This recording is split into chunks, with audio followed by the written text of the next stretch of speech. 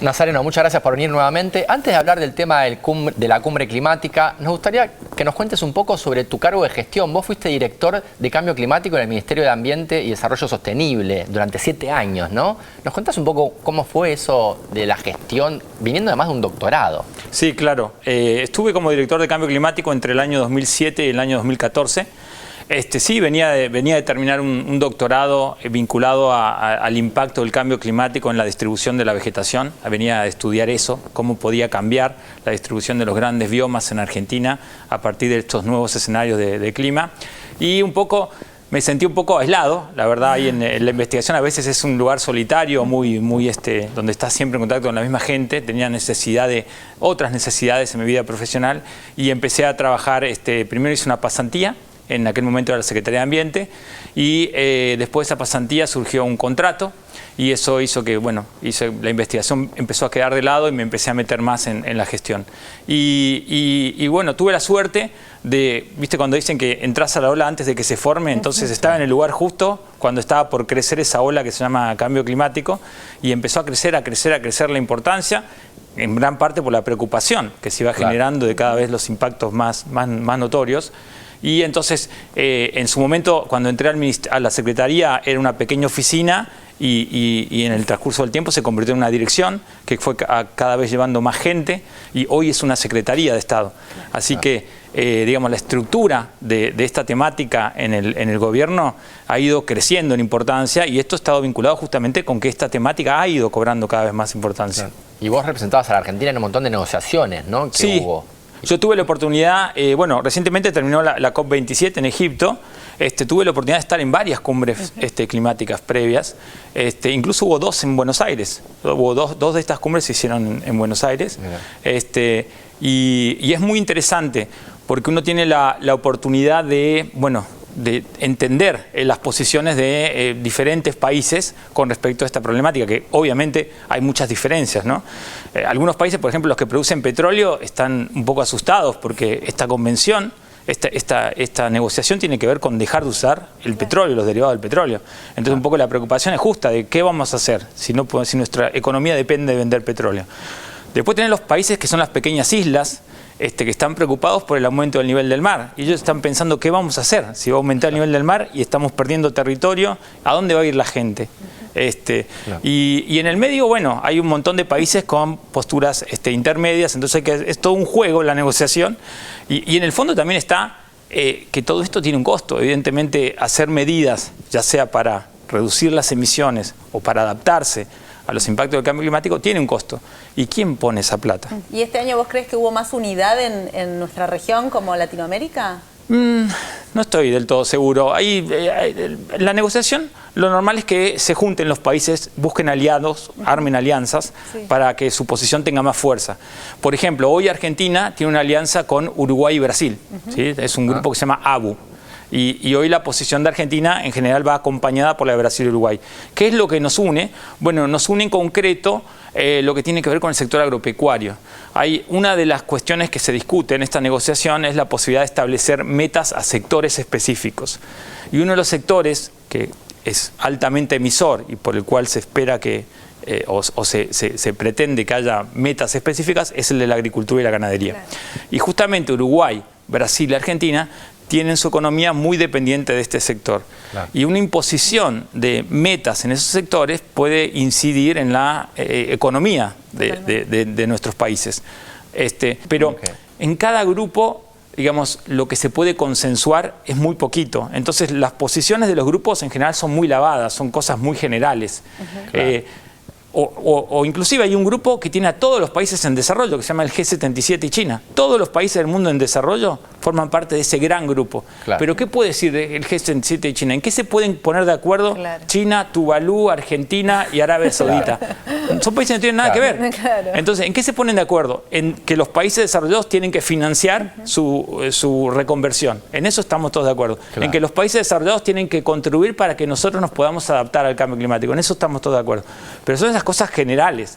Después empiezan a romperse en grupitos más chiquitos el G77, que va juntando a los que tienen alguna postura común. Y después llega hasta el nivel país. Ya Argentina hay cosas puntuales que son de Argentina, que los plantea Argentina y no otros, o o Brasil o Uruguay. ¿Cuáles son las cuestiones que importan a Argentina? Ahora una que impulsó a Argentina mucho fue el tema de la transición justa, por ejemplo, ¿no?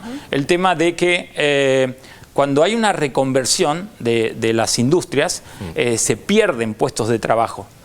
Por ejemplo, la industria fósil genera muchos puestos de trabajo que si se transforma a una industria de energías renovables, esos puestos de trabajo tienen que reconvertirse, hay que capacitar a esa gente para que pueda trabajar de otra cosa. Eso es el concepto de transición justa, tiene que ver con eso. Todos estos cambios que están ocurriendo en el mundo requieren que el mundo del trabajo, que los trabajadores sean capacitados para ocupar nuevas posiciones.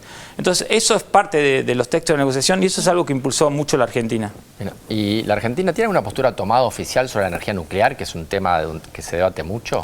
Mira, no en este ámbito, o sea, no en el ámbito de cambio climático, digo, de la negociación de estas cumbres, no es un tema que se debata mucho en la energía nuclear. Porque están todos de acuerdo. Bueno, no sé si están todos de acuerdo. Más bien creo que es un tema bastante conflictivo que prefieren dejarlo de lado. Okay. Pero sí, ahí hay posiciones diferentes. Uno puede ver la energía nuclear vista desde el punto de vista de las emisiones, es positiva, porque no genera emisiones. Vista desde el punto de vista de los residuos que genera la peligrosidad de los residuos o la peligrosidad de que haya un accidente, es otra cosa, es otro tema. Pero bueno, es el mismo tema, quiero decir, son distintas dimensiones. Entonces, desde cambio climático, si uno lo ve desde esa óptica nada más, sería positivo reemplazar combustibles fósiles por energía nuclear. Pero hay muchos países que en esa ecuación pesa más, bueno, ¿y qué va a pasar si hay un accidente? ¿Y qué va a ocurrir con los residuos radiactivos que tardan miles de años en descomponerse? Entonces, pero no es un tema central en este momento en la negociación. ¿Y qué se debate respecto a la matriz energética entonces? El gran debate, ¿cuáles son los grandes debates? Bueno, el gran debate es sustituir los fósiles por energías renovables. Y en el medio está una opción que es para ganar tiempo, que es la que promueven los países que producen petróleo, que se llama la alternativa de captura y almacenamiento de carbono. Existe la posibilidad de cuando se quema un combustible fósil, por ejemplo una central eléctrica, se quema gas o se quema carbón, se liberan emisiones de CO2 a la atmósfera por la chimenea. Pero es posible capturar ese CO2 por una tubería, comprimirlo e inyectarlo en el fondo de la tierra o del océano. Por supuesto que es costosísimo, es muy costoso, pero es una alternativa que permitiría por un tiempo seguir usando combustibles fósiles sin emitir emisiones de CO2. Hay temitas ahí a considerar. Uno, ¿qué pasa con ese CO2 abajo? O sea, ¿se queda realmente ahí? ¿O existe la posibilidad de que haya fugas? ¿No? Ese es un tema fundamental.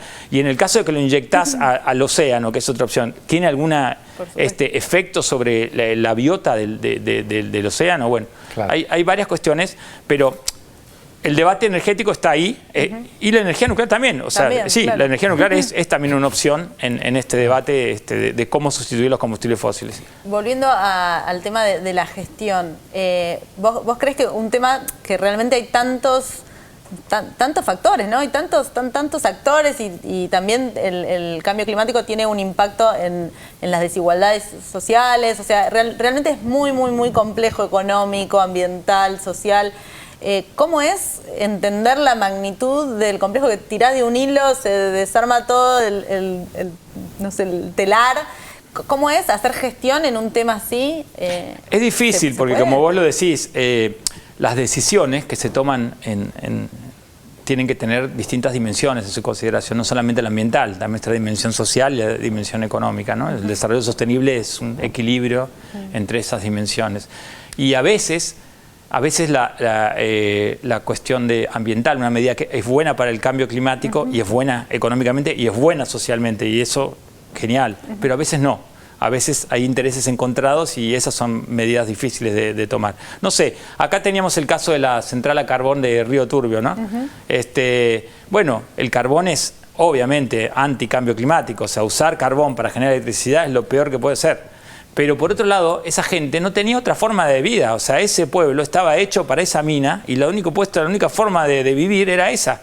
Entonces, era realmente fue una problemática grande. En su momento en el Ministerio de Ambiente se discutió mucho este tema, ¿no? En una cumbre climática, la sociedad civil hace como un evento que se llama el Fósil del Día. que el fósil del día. En las cumbres climáticas se reúnen en los pasillos y a la peor posición de un país le entregan el fósil del día. Entonces, nosotros en una cumbre sacamos el fósil del día por este proyecto de Río Turbio. Mirá. Porque se supone, en la negociación íbamos y decíamos hay que promover las energías renovables, y por adentro, nacionalmente, estábamos alimentando para volver a poner en funcionamiento esa central a carbón. Entonces ahí nos ganamos el fósil del día, ese día en esa cumbre, ¿no? Wow, hace un par de años. Intereses diferentes y comprensibles además, porque como decís vos, es un pueblo que vivía de eso, ¿no? Claro, qué difícil. Sí. Claro. Sí, pero a la vez, la verdad es que el cambio climático, el calentamiento global, tiene un impacto y tiene un impacto en las personas que menos recursos tienen. Entonces, a la larga o a la corta, los que se ven perjudicados son siempre las mismas personas. O sea que es complejo y hay tensiones, pero también hay que tratar de balancear todo porque los perjudicados van a ser siempre las personas que tienen menos recursos. Claro, un poco el argumento de los países en desarrollo siempre es nosotros tenemos que resolver problemas que los países desarrollados ya resolvieron. Nosotros tenemos gente que tiene hambre o gente que vive en la pobreza y tenemos que resolver eso. Los recursos limitados con que contamos van a eso. Los países desarrollados ya resolvieron eso, entonces no nos pueden pedir que esos recursos limitados vayan a otro lugar porque tenemos que resolver primero esto. En realidad no es primero, está mal que diga esto, tenemos que resolverlo a la par, pero necesitamos apoyo para eso. Exacto. Entonces ahí está el tema de fondo de la negociación que les digo, que es siempre los países en desarrollo pidiendo a los países desarrollados apoyo para poder acompañar, para que nuestros países puedan, a la par de resolver estas problemáticas sociales, poder contribuir a resolver la problemática ambiental del cambio climático.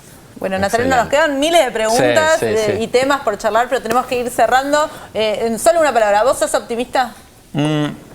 Sí. Sí, ok. No muy convencido, pero sí. Bueno, no te queda otra porque tenés que trabajar en esto. O sea que mil gracias por haber venido y por explicarnos un poco lo que pasó en la COP27. Muchas gracias. Bueno, gracias a ustedes. Muchas gracias, Nazareno. Ustedes no se vayan, que enseguida volvemos con más La Liga de la Ciencia acá en la Televisión Pública Argentina. Es mega, la liga de la ciencia es alfa, es beta. La liga de la ciencia. Hay un portal, hay un sitio, hay un canal donde el conocimiento toma la palabra. Todo Ciencia. Todociencia.com.ar. Mucho más que noticias científicas.